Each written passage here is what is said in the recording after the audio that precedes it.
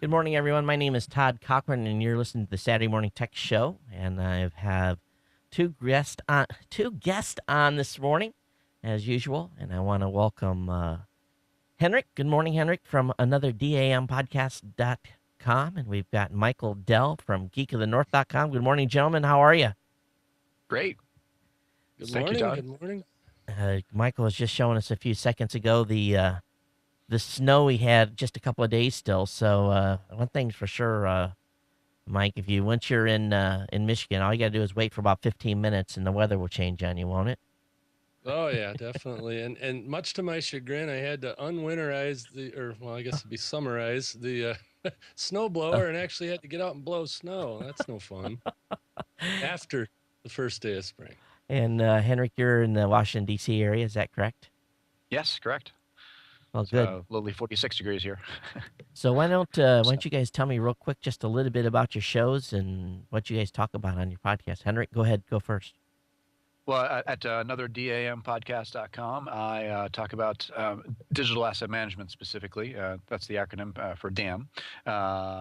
And basically, I'm a DAM professional, and I work on it full time, where I manage one at an educational organization. And I also blog about it at another DAMblog.com. And I interviewed other DAM professionals on another DAMpodcast.com. And I look forward to speaking with you further about this. And if you have any other questions, you can find me on those sites. And you can follow me on Twitter at HGG101. Thanks again. Hey, Michael, let's talk about Geek of the North. You're getting ready to restart here soon, yeah? Yeah, I'm gonna relaunch on Tuesday. I don't know as I'm gonna go live with video the first week. I may or may not on Ustream, but I am gonna do a video and audio version of the same podcast, similar to what you do on GNC. Only I specialize in relaxed tech talk and oddball topics. I'm going to talk about tech that most people won't talk about or don't talk about. Not that they won't, Right. So but do you get deep into the weeds then? sometimes just depends on the topic of the week. I'm cover aviation a little bit more than probably I should, but do a lot of the aviation type tech. I've got a story this week of farming tech. So That's actually, that was the topic when I was at Blog World in August. The discussion I had on new media, the presentation I made, we had a whole bunch of folks in the audience that were actually looking at technology when it comes to agriculture and how it would make them, make their businesses more efficient and profitable, and looking for info. So, believe it or not, I think there's probably some niche content that could be done just for the ag community. But we're not going to talk farming today. We're going to we're going to talk a little bit more deeper about tech topics that have happened this week and some things that have come up. And I got a number of articles that I haven't prepared you guys on, but I have prepared myself. You know, one thing that any of us that use the iPhone that was on the original AT&T plan and haven't switched to Verizon, you get used to terrible customer service over at AT&T. So the announcement, and I guess what was it, Monday or Tuesday, that AT&T was going to merge with T-Mobile. To me, at least, I was like, "Oh, you've got to be kidding!"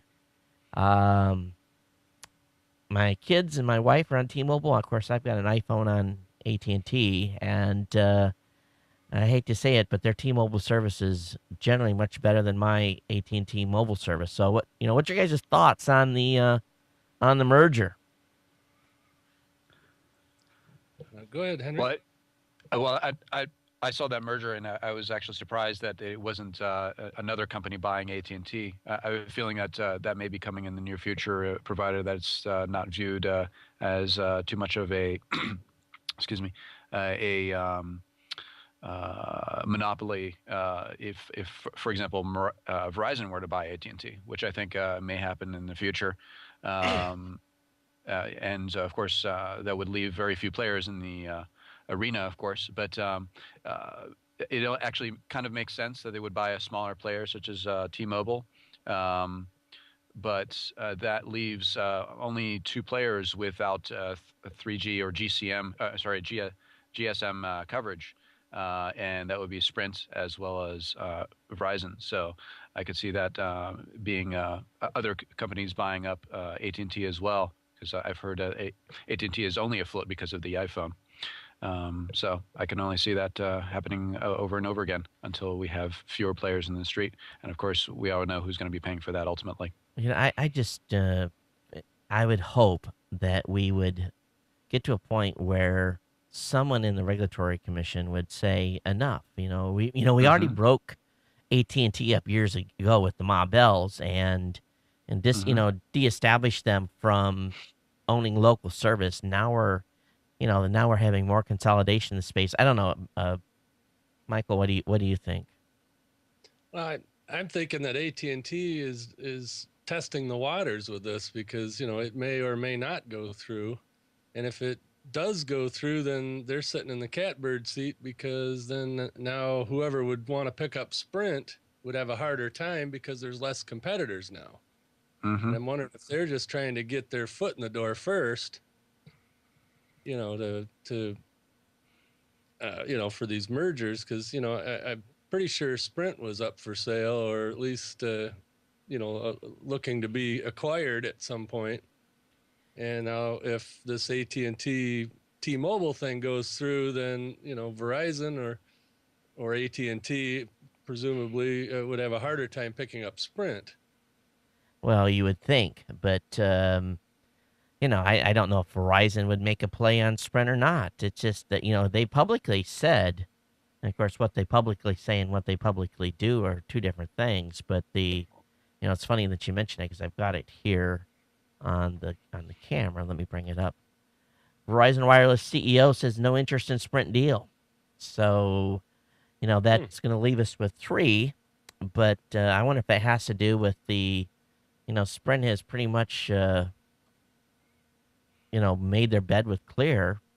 And, there might be too much debt there. Verizon may not be interested in grabbing into those billions of dollars that they've spent investing with the Clear folks to try to get their 4G wiring or 4G offering put out. But then again, the transition, it just makes sense. The technology is almost the same between Clear and Verizon. So from that standpoint, I think it makes sense. But I don't know. I guess we'll have to watch it. I just hope the regulators, but make this so painful for AT&T that they'll think twice about buying another mobile carrier.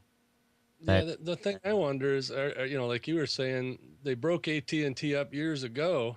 Are we going to have to do that again at some point? well, you look at Japan. In Japan, there's I think three major wireless carriers.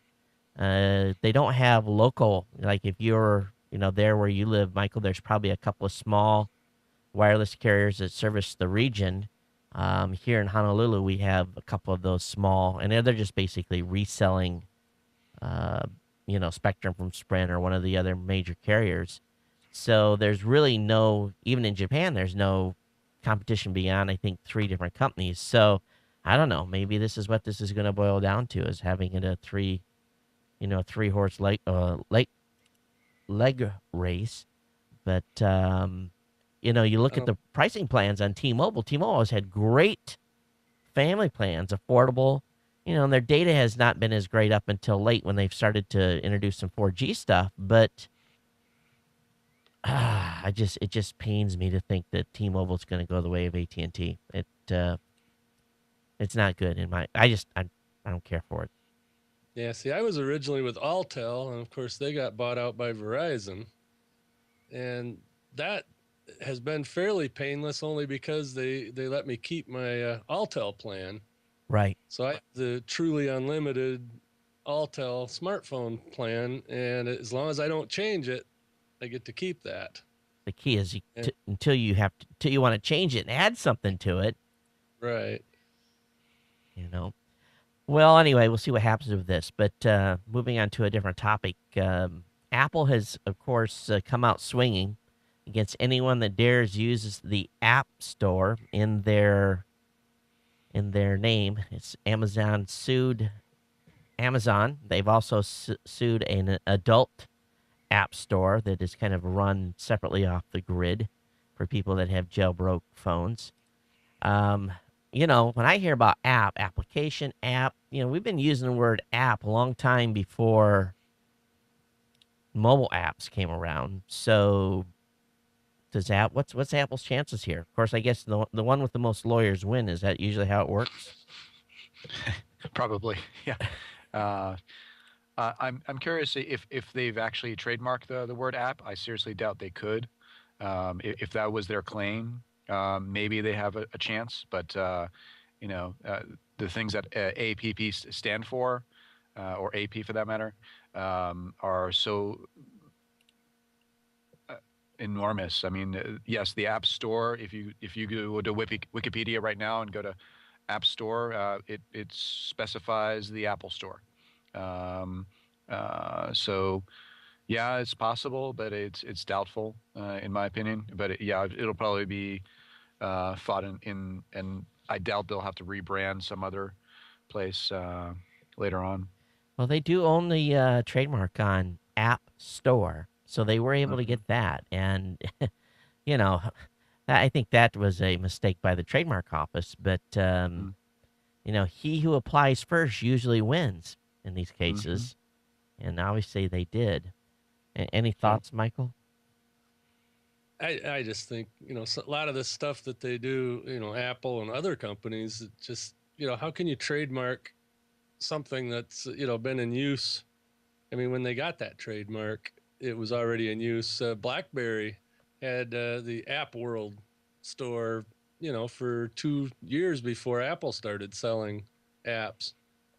And I don't, like I said, I just don't get how could they even have gotten the trademark to begin with, let alone now suing somebody for infringing on it. I think their trick is they've used the um, analogy that it's App Store. That we were using App Store first, and they don't care if someone uses app and some other name.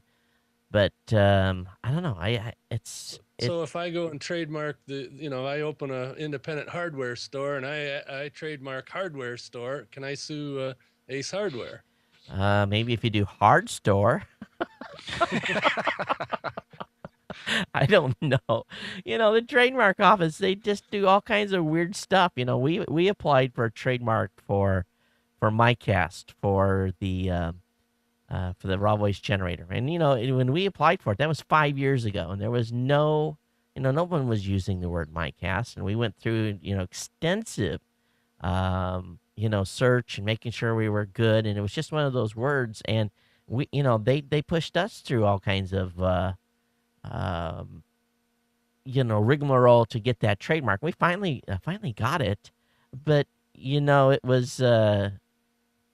was one of those situations where it just seems like anything that Apple or Microsoft or any of these big companies put forth to the trademark office, they kowtow. It took us 3 or 4 years to get that trademark, and yet Apple applies for something. It's like 2 weeks later it gets approved. There's definitely a double standard when it comes to companies out there, and I guess if you're a Fortune 25 or whatever Apple is in the stack now, I guess that demands more recognition than a little small company trying to protect something truly that we've invented.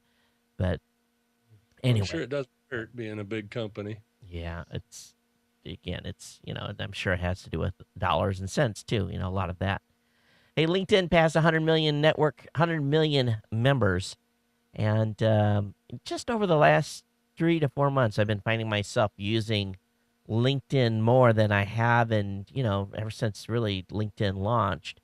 But with 100 million members now on LinkedIn, do you guys find yourself using LinkedIn very much? Are you going finding, people resources by using LinkedIn, or are you not staying on the site very much? LinkedIn is a great site. I'm a big proponent of it. I use it almost exclusively to find most of the people I interview on my podcast.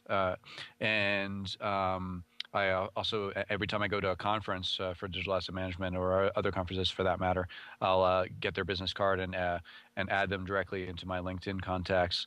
So I can. It's basically my online Rolodex essentially. And on top of that, there's great ways to connect and collaborate with people, with LinkedIn groups, and a lot of other powerful things on there that are definitely worth looking into. I've been using the groups more as of late than anything else, and finding some good conversations. And you have to be careful though, because some of the groups are pretty big, so you have Hmm. to really kind of temper what you're asking, or you could very easily reveal something you don't want revealed.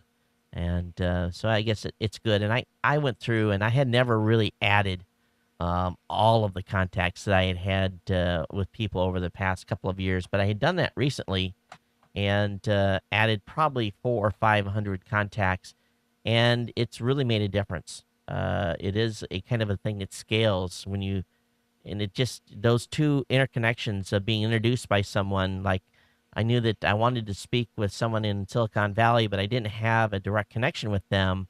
But I did have a good friend in the Valley that was a good friend of the individual on LinkedIn. So he did an introduction, and we got linked up, and then that resulted ultimately in an appointment. So I'm finding it to be invaluable for doing appointments. Michael, are you using it at all?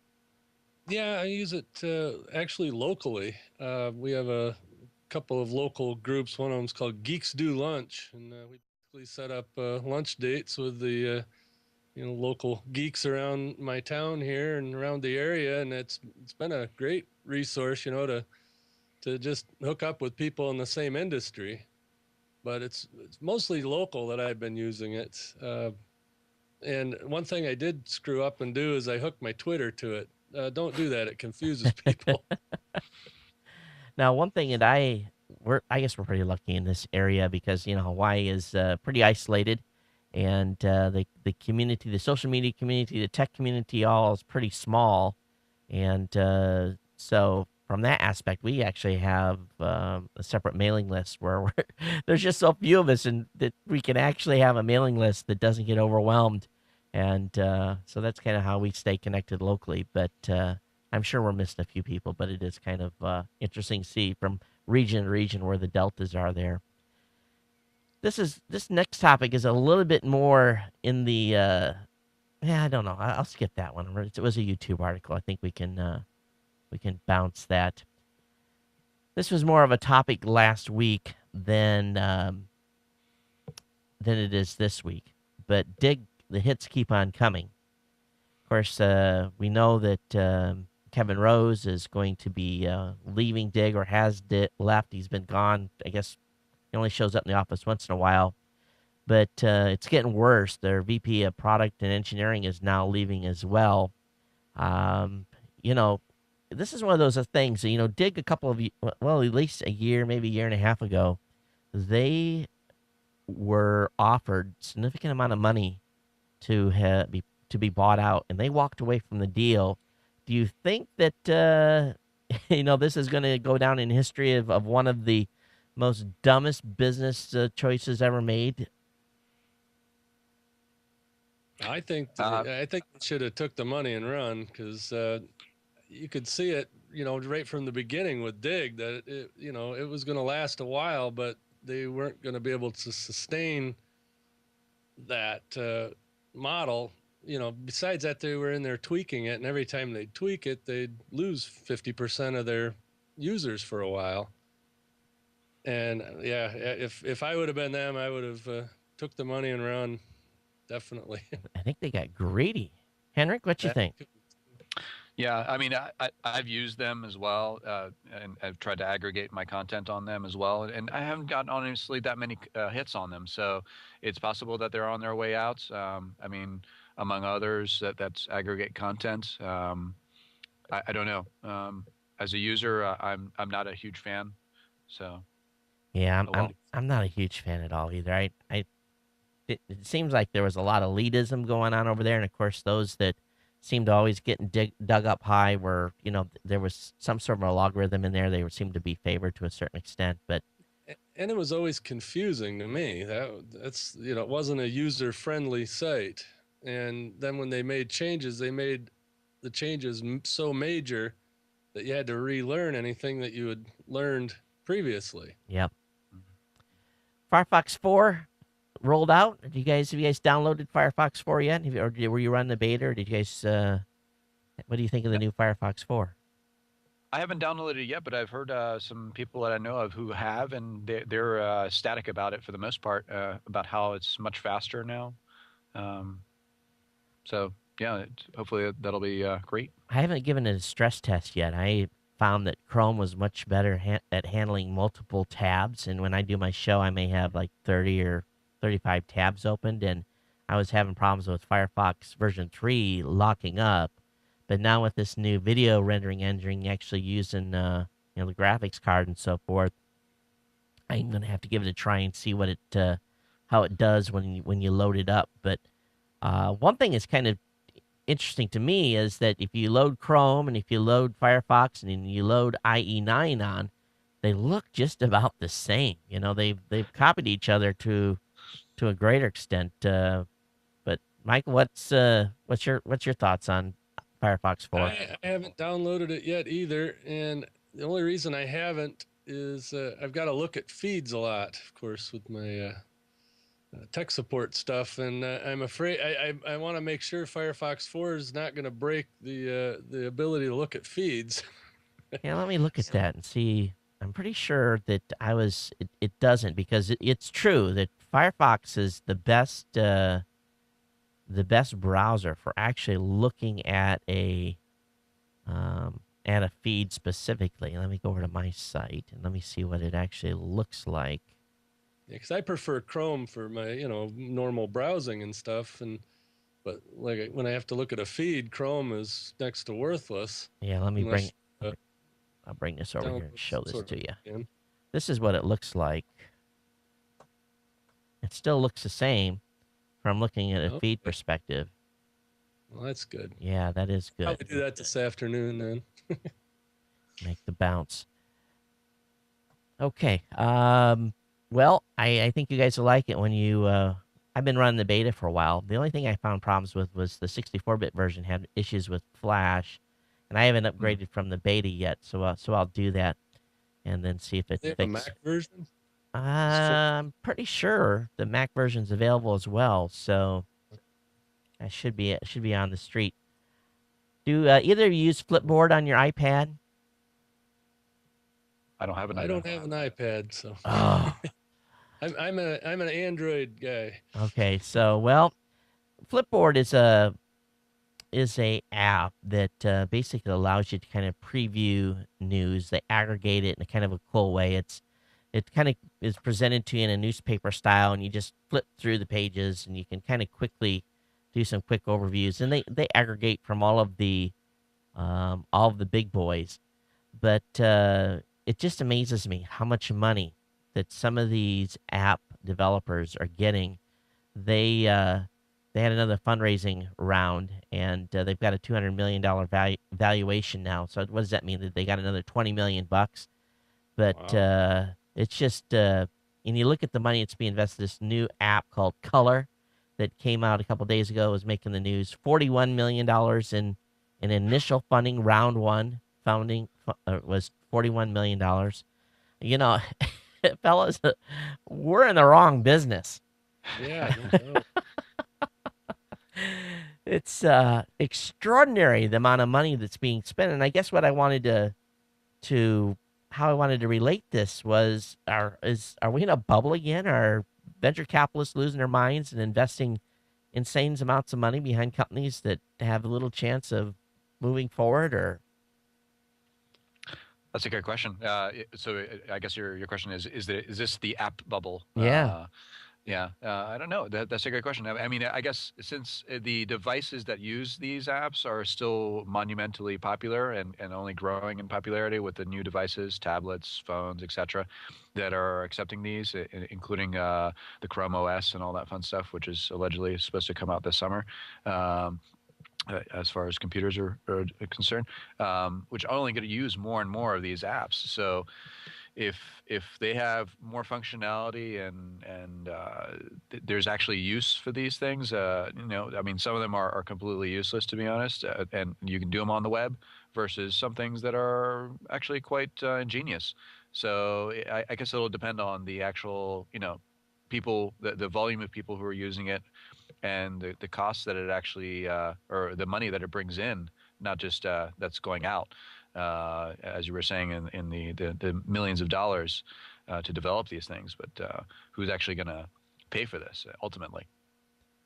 And you just wonder if, like the Color app, they said that their business model was advertising, and a $41 million investment, you have to have a extraordinary amount of advertising to even get Yep. that initial money back. I mean, it's extraordinary amount of money, and Yeah. Yes.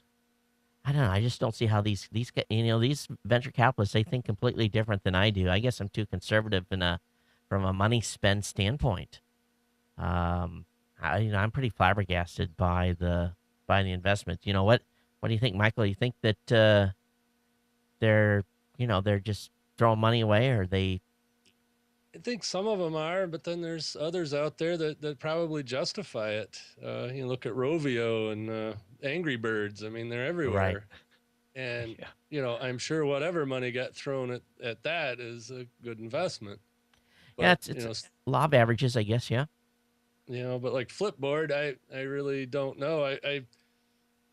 If you got time, I've got an app that's similar to Flipboard for Android that I've just started playing around with, and it was free over there. So if there's something like that, that's the other thing. There's free alternatives pretty much to all these paid apps, and I'm wondering if that's gonna hurt. The like with Flipboard, having a free similar thing out there, is that gonna screw up their business plan? well, the best ideas are always copied, right? Yeah, Hmm. true, true. They put a different shell on it and call it a different name, and change the functionality a little bit and call it their own.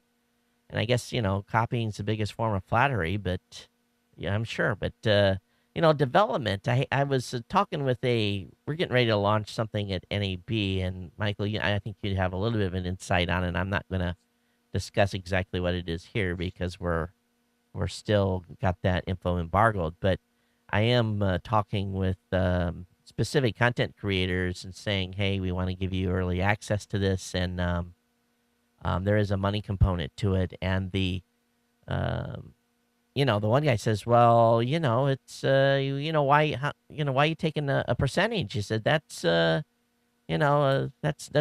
And I'm like, I'm a business. We're trying to make money. I have a salary to make, and tech support people. I can't give something away. And I think people are so used today to getting something for nothing.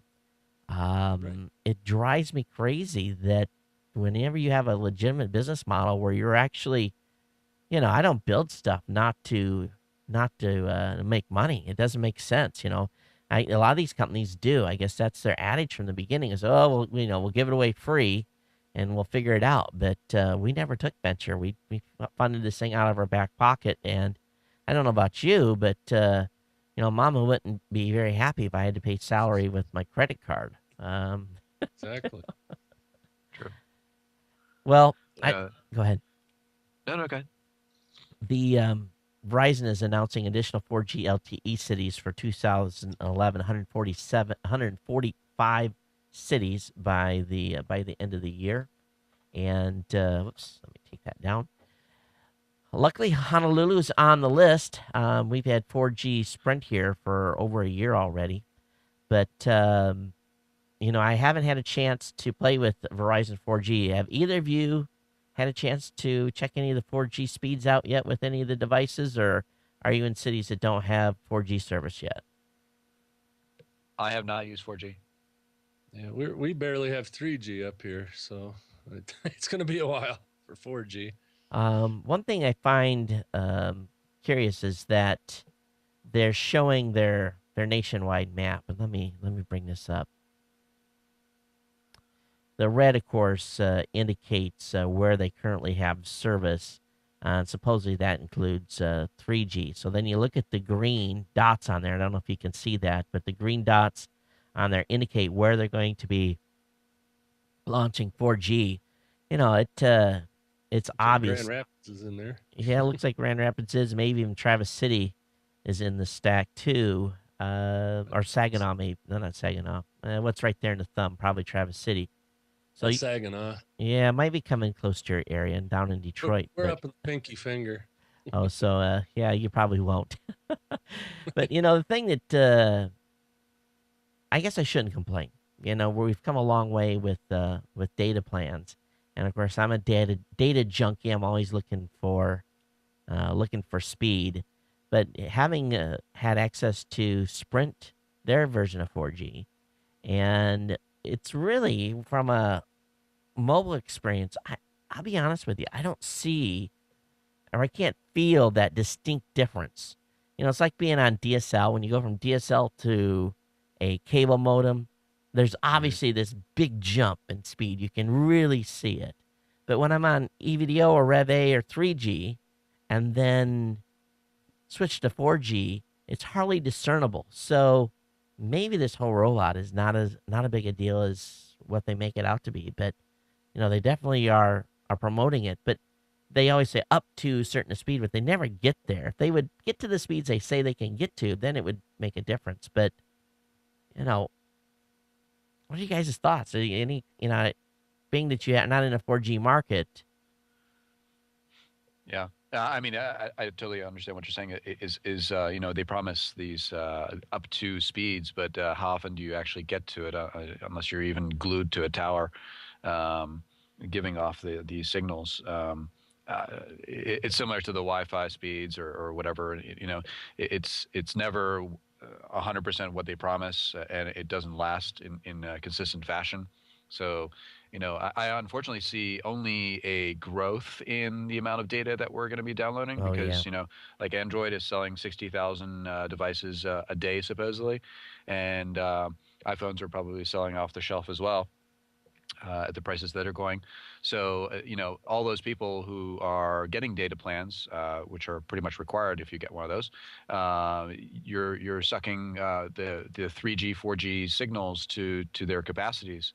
And all of the providers can't support that in the long run. So they eventually will likely cap all of them to a certain amount, whatever it happens to be. I know mine's capped on the service that I use, I'm hearing that. Well, I think actually T-Mobile said that they were going to give unlimited for a while, and then they got capped, or they were going to. And I can only see the other few companies out there that will do the same, like in the near future. I think I think on Sprint right now, if you're on 4G, you're not capped, but if you're on 3G, you are. But it's Mm. true. You look at my wife now. I bought her an iPad, and generally she uses it in the house or when she's out waiting to pick kids up from swim practice or a basketball game or something like that. But she never before was using data, and now she almost comes close to her cap every month with the iPad. Mm-hmm. So, and she uses it in the house exclusively. She doesn't use her laptop anymore. So, um, I think you're right. I think they got a big. It's just a straight upward curve on data usage. But I wish we'd get more speed at the in my house. That's where I want more speed. So Yeah, for sure. Around here, we've only got, really one choice for high speed internet. That's the cable company. And in the house, we don't have any, we got 3G wireless, and they've got some of this point to point microwave wireless around here. But the thing with 3G, just about anywhere somewhat rural, is how do they get the bandwidth to the towers? yeah, It's not Mm-hmm. the over the air bandwidth. It's, how much are they going to have at any given site? yeah, bringing the cable in or the fiber in to do the backhaul. You're right. One thing is, here's what's crazy. Here I am streaming the show. I have a business class account with Time Warner. Mm-hmm. It's their supposed fastest account. I think I Mm-hmm. get 12 down, and they doubled the download speed. So I went from 6 down to 12 down with about 1 meg up, and that's probably about 800K up. And then, so I'm pushing the stream on that. And over here on the right, I'm watching the stream on a clear connection. You two are coming in on DSL. So you both Mhm. are combined to a DSL platform. And I have a mobile card back here in my computer bag that if push comes to shove, I need a little more bandwidth. You know, why, I don't like paying 3 bills, Oh but yeah. it's almost a necessity. And even if I wasn't doing everything that I'm doing, I've got 3 data hungry teenagers in this house, and it's there's nights I'm like they're gaming or something online. And they've got Xbox Live going, or they're doing something on the Wii, and I'm like, you guys, you're gonna have to go on the DSL. I want the cable back. And I force them over, but Mm. Hmm. it's not. We're just, and our kids are growing up with this. They're gonna want as much bandwidth as they can possibly consume as they get older. And there's not enough open frequency or not open spectrum right now to support it all. So I don't know. Something's gonna happen. The person that figures it out is We're pretty lucky here. We get 20 down and 2 up that's awesome. on our cable. And Yeah. it was nice. We had a teenager living with us last year, and he'd watch Hulu. We'd have Netflix going, and it would support 3 full streams coming in. Nice. And until they bandwidth cap you. Yeah, and so far, knock on wood, they haven't done that, but it's charter. Anything's possible. But some people are lucky enough to have Verizon Fios, and they don't have that available here. But if I was ever to move back to the lower 48, I'd find a location that, Yeah, you I know, don't think is Verizon is still doing FiOS other than their existing customers. I don't know if you can get new installs or not, but I would imagine if they have it in the areas, you would be able to. I don't think they're expanding it anymore. But Okay. Yeah, I have FiOS myself. It's fantastic. I had cable and I had dish before, and there's nothing like having fiber because it can actually expand further because they're only using one color, from my understanding, one fiber optic color and a few strands. And when they expand to multiple colors, like some entities are using already, you can actually get more data with the same infrastructure. So you don't have to get another cable into your house. So it can only expand in the near future when they decide to say, hey, we're going to use, instead of just blue and red, we're going to use all the colors of the spectrum and get you more data in. And that should be amazing for the coming future. So it's kind of future proofing it to a degree.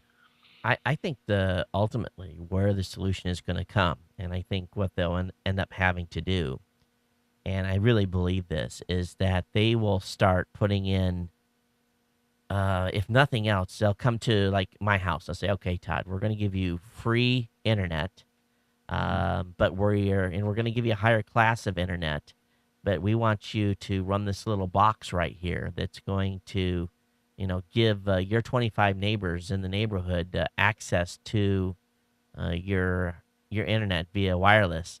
And I think that in order to support the speeds we're all going to need going forward, there's going to have to be like microcells or small areas where there are clusters of, because the way home associations are and so forth, no one's going to allow towers to go up in the middle of neighborhoods, and they already have a hard enough time as it is getting licensing to do that. So, I think it's all going to get miniaturized into existing homes, and the people that are selected to do that are going to get free bandwidth or reduced bandwidth, and they're going to be able to support. That's what people should have done in the beginning. To be honest with you, we all should have went out and a group of 25 in a neighborhood could have brought in a commercial line and Yeah. connected it up and had a little community association network. I know 100 and some cities have done that themselves, but I guess if people are willing to pay, they're going to provide it one way or the other. But it just doesn't happen Yeah. Mhm. as fast as I want it to.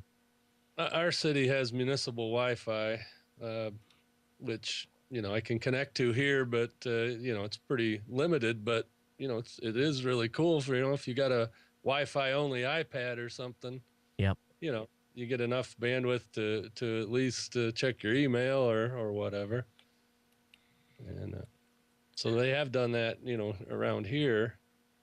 Uh, I think that these microcells may be, like you were saying, might be the trick, especially with the expanding cellular network. That would be a really cheap way for AT&T or Verizon or whoever to expand coverage by here we'll put a line in and put this box here like you were saying. I think It's that'd be good. it's easier said than done though, because they have to have existing infrastructure, because Time Warner or the DSL providers are going to say, you want to backhaul what? And then pay us how much? Mm-hmm. So And going back to that, the AT&T T-Mobile deal, another motivation for AT&T is to get those tower sites I think what rather than having to get all the new permits. or sometimes the towers are co-located, so they reduce operating costs by It's switching removing a off half. tower. Is Right. it? Yeah, because they're all using different signals right now, Yeah, or a lot of them are. yeah. That's the challenge. Is we don't have a uniform one standard like most of the world does, GSM, which is the world standard. United States had TDMA, CDMA, whatever Sprint or Nextel was using, GSM now, and whatever else we magically have in our bag of things that are not standard throughout the world. It's just, why do we do that to ourselves? It's just, Yeah, CDMA works a lot better in terrain, Mm-hmm. and you can put the towers further apart, and that was why a lot of the United States it was CDMA. it is true though, because you look at the terrain, or not necessarily the terrain, but just, let's look at the UK as a landmass. And then you overlay over UK on the United States, and you think, well, yeah, maybe that's why they have GSM. They're much more denser population centers, so it's not as difficult to wire the country up. So, yeah, I think that had a lot to do with it too. Next topic I've got for you guys is I'm sure you know I've used Netflix here for a couple of years. I've got a Roku box that does Netflix. I think, matter of fact, I think my Boxy does now, and everything that you buy these days has Netflix Except enabled in it. Android.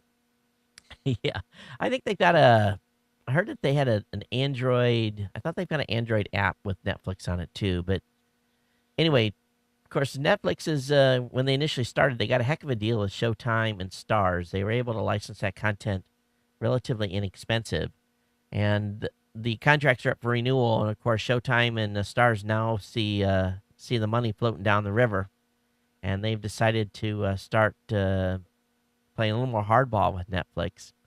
And I ranted on this last night on my makeup show quite a bit about, here you've got the whole world changing the way they consume media. It's all about screens. I can watch Netflix on my computer.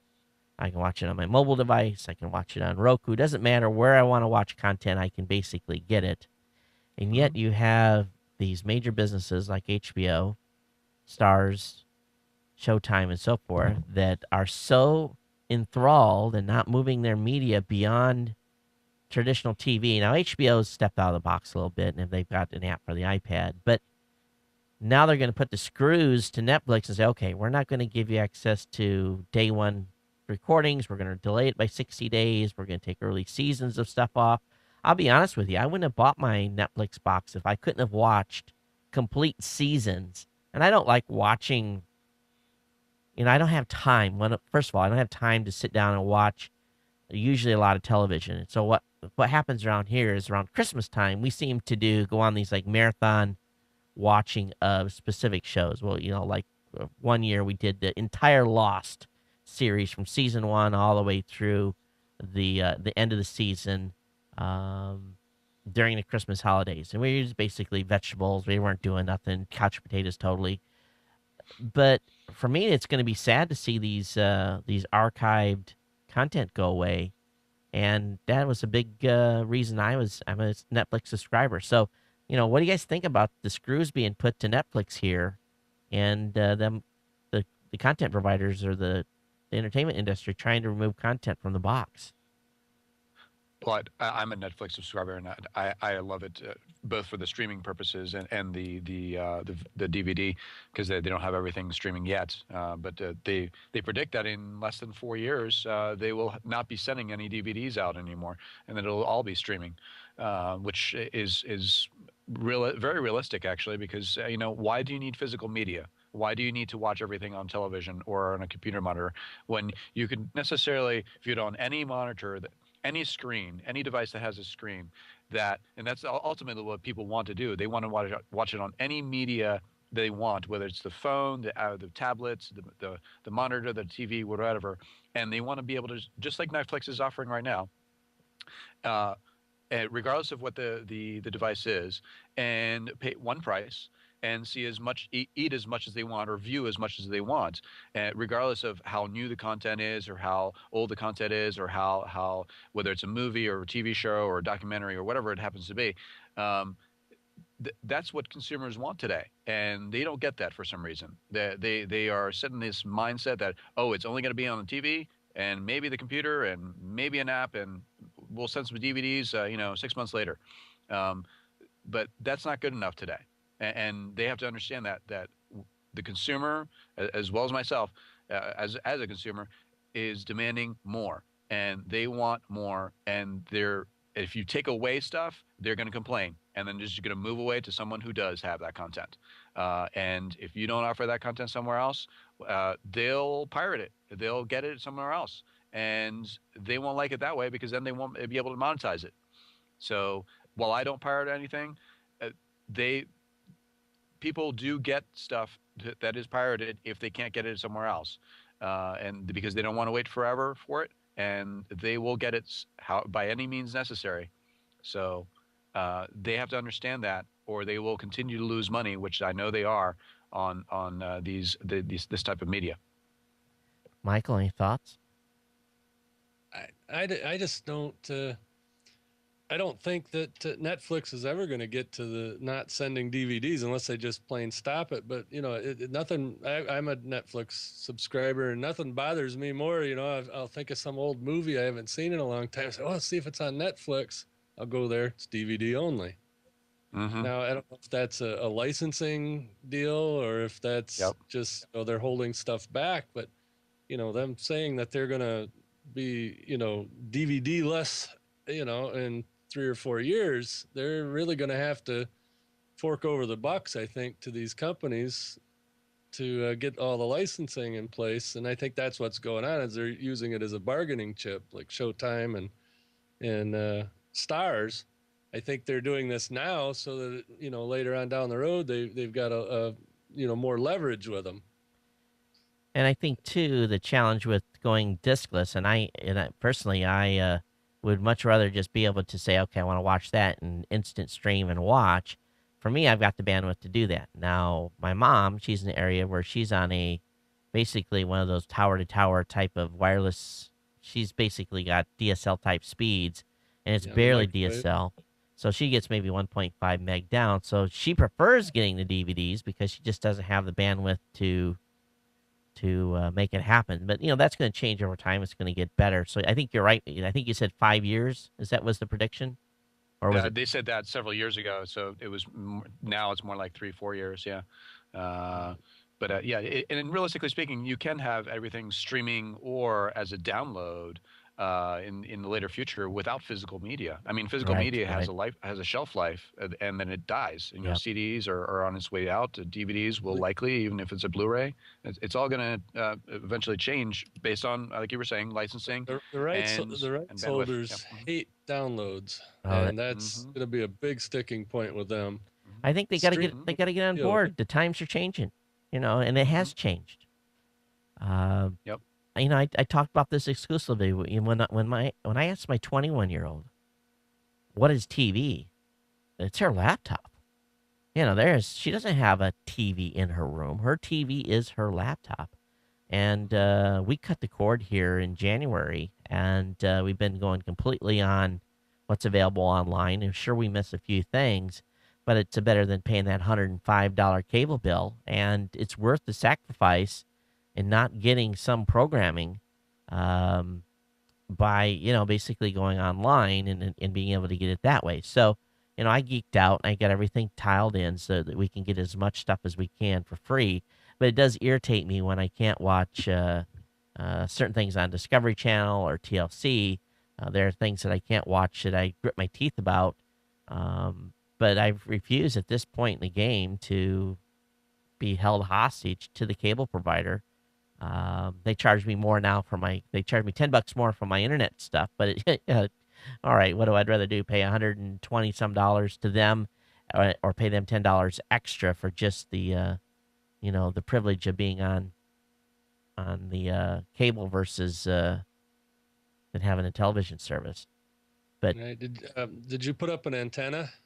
I did, and I didn't have to have a very big one. Matter of fact, it just sits on a shelf in the house, and it gets the channels because I'm pretty close. I'm 12, 13 miles from Right. the broadcasting studios. Matter of fact, closer than that as the crow flies. 'Cause, yeah, with the antenna and a DVR, there's enough on the off the air broadcasting to you know, if you want that kind of content. Lots of shopping channels. I'm pretty surprised by the number of shopping channels, but I don't know. We'll see what happens with Netflix. But Henrik, I agree. It's they got to realize it. But you know what it is they're getting billions of dollars a year from the Time Warners and Coxes of the world, and they're every subscriber they're getting a chunk of that money, and that is a large majority of their revenue. And when I was at South by Southwest last year, I sat in a session where Mark Cuban was there. And of course, he's got HDNet. He owns HDNet as a television network. And the same conversation was coming up. Okay, how come I can't have HDNet on the Boxy Box? And basically, Mark Cuban says, you pay me $3 a subscriber, you can have HDNet on Boxy Box. So that's just HDNet. If you look at these bundles with CBS, ABC, Fox, all the groups that own a conglomeration of channels together, they want so much a sub. And what ends up happening? Then we're at the $40 a month price point, right back where we started. I understand they got to make money, but I'm not a sports fan, so I don't need any sports channels. But yet they force me to get 20 sports channels in the package. If I can do a la carte, if I can pay less, I'll do a la carte. But Yeah, even if they charge $5 a channel, I could pick out 4 or 5 channels and be completely happy with that. me too. And that would be a good substitution, I guess, based on what's going on now. But they don't want a la carte because they know some of those other channels suck. Yeah, the channels Yeah. wouldn't support themselves. Right. So I they can bundle think up. of a few, but I won't name them. I think my dad had the best solution. We're sitting at the dinner table many years ago. I was probably 13, and the TV blew up. And we lived in the country and had basically there was a dump. We had our own dump. That's Hmm. probably a hazardous waste area that's going to be popping up all over the country. All these personal dumps Michigan that thing. people had. And he said, well, let's take the TV out and throw it out. And we threw it out, and 3 years later, we got another TV. So my dad's solution was just didn't buy another TV. We definitely had more time to do other stuff. Oh yeah. I tried that for a short time. It didn't work for me. There been some convictions lately of hackers, and there's been that hacker that was part of the Merrill Lynch, stole part of their code. He got 8 years in prison. Yesterday, there was a 2-year prison sentence handed down by a Zynga poker hacker. So this guy received 2 years in the UK slammer after being found guilty of hacking into a computer server and stealing 400 billion, yes, billion virtual poker chips. So I don't know if he was able to trade those in for any cash. I think that that's what I wonder about these poker sites. Are they like the Japanese pachinko machines? There's no gambling in Japan. Oh no gambling, but you go into a pachinko parlor. You can put 10,000 yen in the machine and you can play pachinko all day. And if you end up with more points, you take your little slip of points. You go outside the pachinko parlor, and if you know where to go exactly around back, you can turn your points in for a prize, and that prize is cash. So Okay. yeah, I've always wondered how these poker sites work. But anyway, this guy's got 2 years. They're coming down harder on hackers, and we haven't seen sentences like this in a while. Um, I wish they'd catch these guys that are running these botnets. But any thought on the increasing number of convictions and prison sentences these guys are getting? Well, it sometimes it's definitely merited for what they're doing, and particularly if it's just stealing money from other people or in other organizations. But there's two sides to it. Of course, there's the theft, which is obviously never warranted, and then there's also the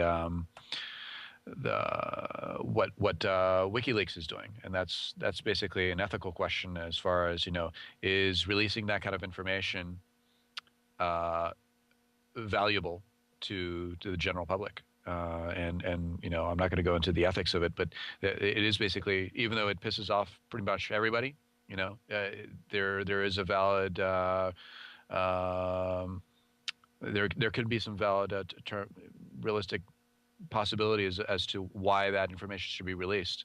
Now, granted, not all secrets should be released. I'm a former journalist.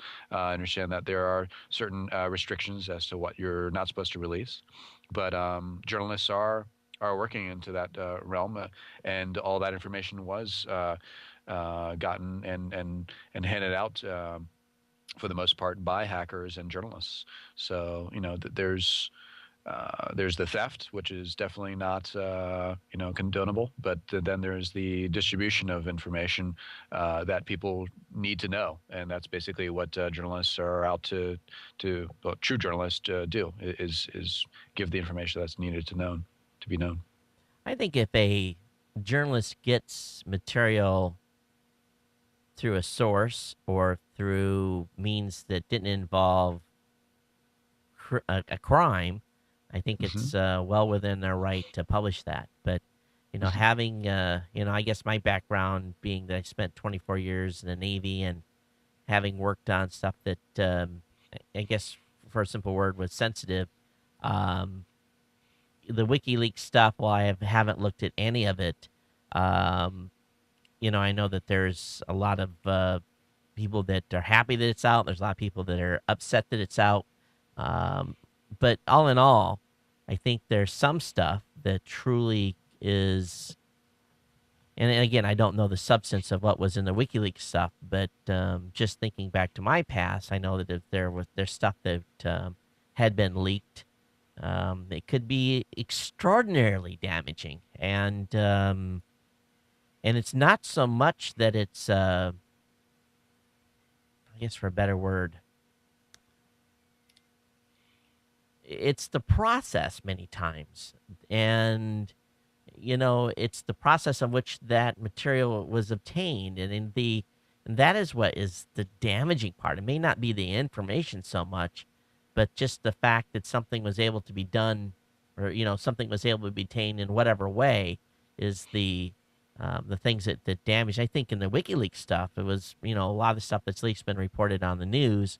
I think much of that was um, insights into processes that happen, behind closed doors within the State Department and other places. But irregardless of whether or not that individual that leaked that stuff is going to be get sentenced and spend a lot of time in jail or not, when those individuals do sign their name on the bottom line that says "I shall not reveal" and "I shall not discuss," and underneath the underneath the rule of law, I know that I will probably go to the big house and make little rocks out of from big rocks.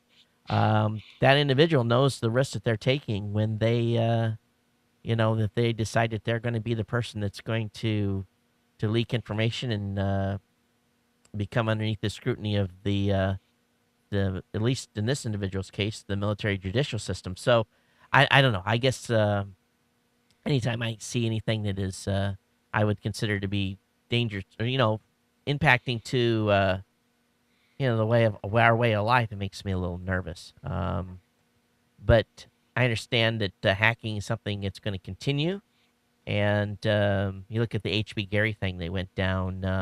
Those folks were made to look to be complete fools by Anonymous, and they kind of almost deserved what they got. They set themselves up for a big failure there. But so far as going back to these hackers being thrown in jail, I'm sure the companies are happy that it happened. But anytime that you cost a company money and you've done something illegal, well, I guess if you want to do the if you want to do the crime, better be prepared to do the time.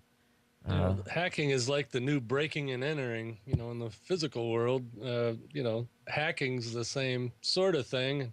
And, if you leave your front door unlocked and you get robbed, well, that's on you a little bit. I mean, yeah, the Right. guy that walks in your front True. door and steals your DVD player, he's wrong too. But, I think all these companies need to get better at keeping these hackers out.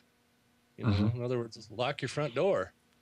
Yeah, Yeah. when the security company that has defense contracts gets hacked by a 13-year-old, it makes you go, hmm. Yeah.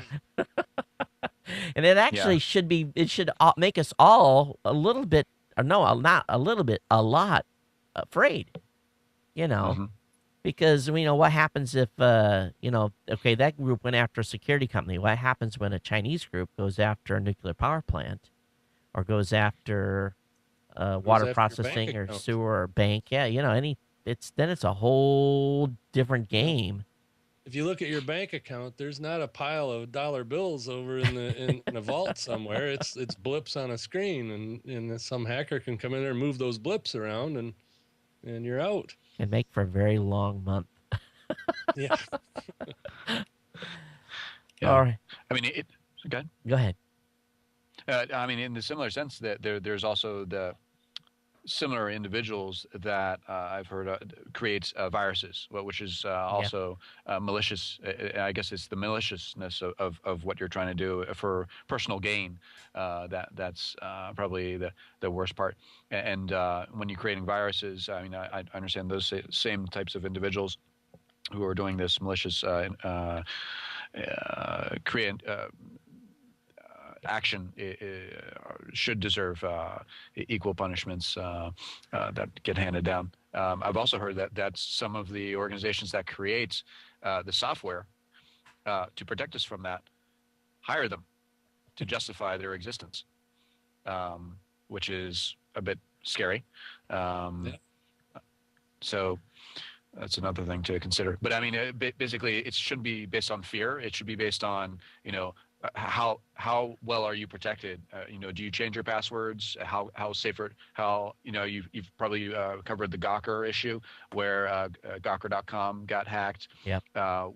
where people's passwords were ridiculously simple, just using the word password. That's suddenly a magical way to protect your information, which is ridiculous.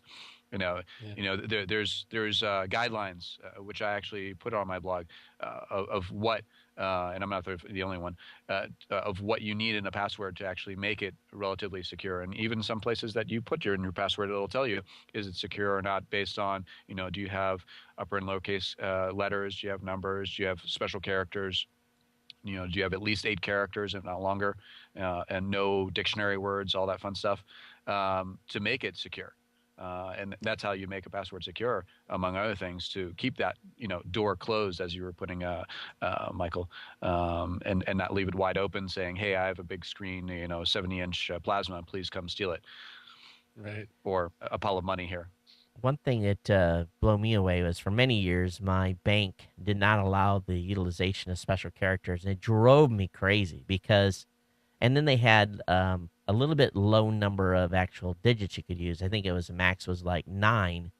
And, Mm-hmm. that sounds like, okay, that's sufficient. But if you can only use letters and numbers, um, I can't imagine. You just think about the number of bank accounts that are probably ripe for hacking just because the bank doesn't have as much security layer in as they need. Now, I do like our business account. We have a business account through a bank, and anytime I try to access that account from a machine that they haven't seen before, they said, "Hey, we haven't seen you before. We need to confirm who you are. Here's your super duper secret code, or we have to text you or call you and validate that you are who you are." But my bank that I do my personal business with, they don't do that at all. I can log in from a machine in Thailand, and they could care less, which in its sense is, that's the bank's fault. Maybe I shouldn't be doing business with them, but it's, when you've done business with a bank for 25 years, it's kind of hard to make the switch. It's not hard. You just withdraw the money, but it's, it's the whole rigmarole you have to go around and making the change. But what do you guys find in the banks that you guys use? Or do you think their security sufficient? Yeah, one of Well, them that I use does the questions. Where you fill out these security questions at the bank. Now it's not even online that you fill these things out, and then they'll ask you a series of those questions if they've never seen the computer before.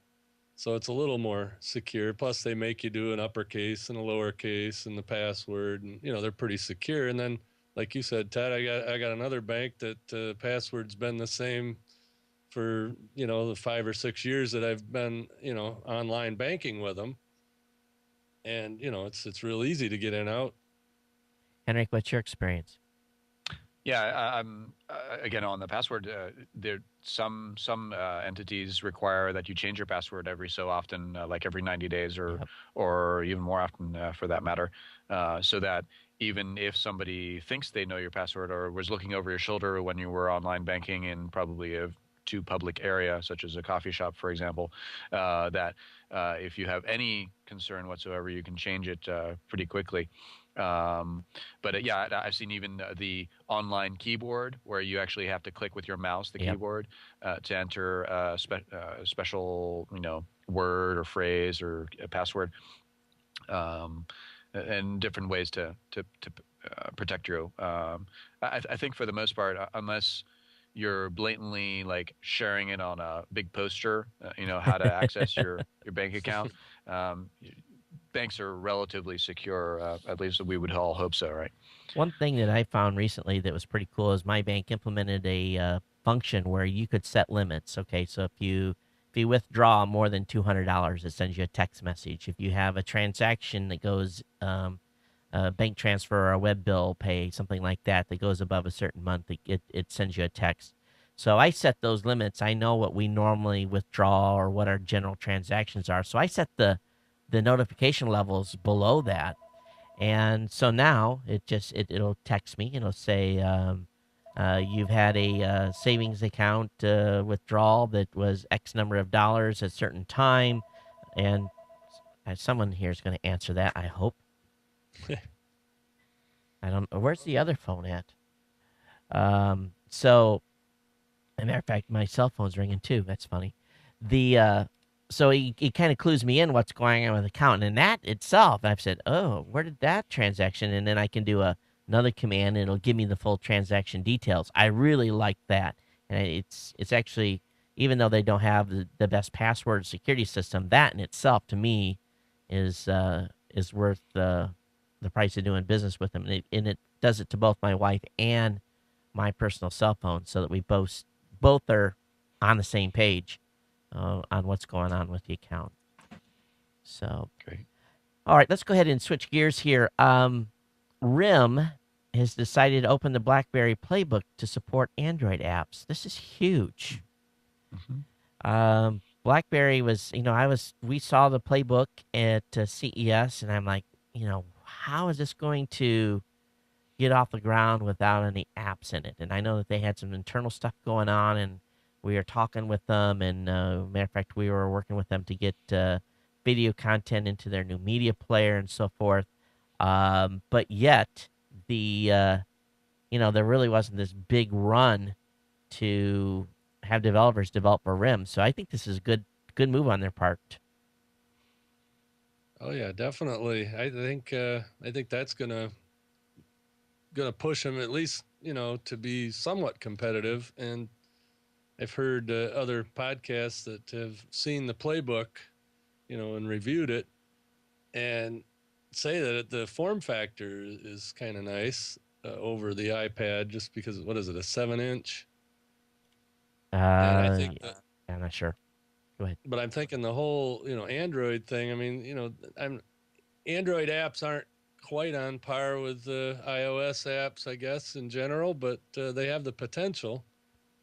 And there's already a bunch of them out there, so I think that's a great move for BlackBerry.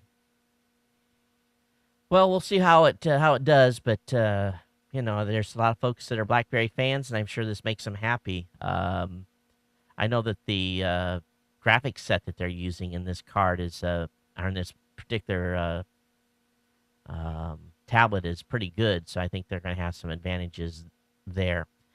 Well, let's see what else I got here, fellas. Of course, AT&T on their DSL announced a week or so ago that they're going to have bandwidth caps. Immediately, people are having issues with their bandwidth metering. They're saying AT&T is reporting one thing and their routers are reporting another. Um, Again, it's this Pandora's box has been opened up, and I don't know what we're. Do you foresee that all of us are going to start seeing metered bandwidth, and even on our cable? I know that Comcast already does it. Is this going to become more pervasive? What's your guys' prediction? It's possible, yeah. If they have constraints on how much data they can send us, and I guess they'll pass the the lack of bandwidth to us, right? Yep, I think you're right. Yeah. Now, whatever one that's doing it now on the cable, isn't that like a 250 gig limit or something? Yeah, it's on Comcast. It's 250. Is that? Yeah, I have absolutely no idea what amount of bandwidth I use in a given month. I'd kind of like to. I'd like to see that. Yeah. My I wish they router had meters doesn't for that. report it. Would you say? Yeah, no, I wish they had meters for that. I imagine that somebody could create an application or some kind of metering device for that Well, they're to going to measure how have much to if bandwidth we use. charge it.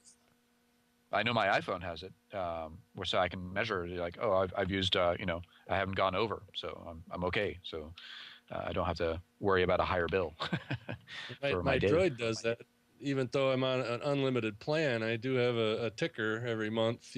Tells me how much I've used, and I'm using 2 to 3 gigs a month or something on my phone. Yeah, that's what I use. But Now, it's like on the house thing. Really, where would you put the meter? It'd have to be at the router or on the modem itself, because Likely. like my case, I have open Wi-Fi here, and I do that on purpose because I've got a couple neighbors that have laptops that use it once in a great while, and I just kind of leave it open. And if it's on a computer, it's not going to count that stuff. No, because you're probably using multiple computers as well as your TV or whatever else is sucking bandwidth. So yeah, I totally agree.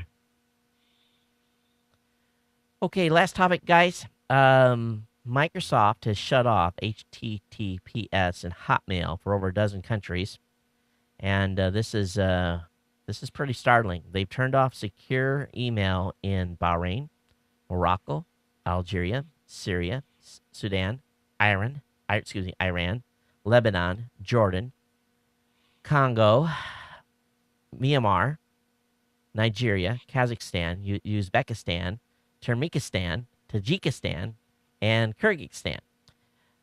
Sounds to me like those governments requested that they turn off secure SSL sessions. And Yeah, that sounds Interesting. definitely like a government thing. Yeah, I like am, intelligence wanting to be able to see some stuff. you're like, wow. It's like what happened with the BlackBerry in a lot of those same countries. Yeah. Now, they're saying that there's good news in this is that there's an easy fix in that the Hotmail users in those countries can turn the always use HTTPS feature on by changing the country in their profile to the native countries in which this feature has not been disabled, such as the U.S. Um, it's pretty scary what, all this monitoring that's been going on. And, you think about it. Even though, things here have deteriorated with the Patriot Act and everything else, um, you would not want to be sending email that you're doing dissident stuff in any of those countries and probably worry about sleeping at night. Mm-hmm. It's Yeah, we got it pretty true. good here. As long as we make sure that they don't keep whittling away year after year our rights, I think we have to be cognizant of that. And Right. of course, the current administration said they were going to get rid of it, right?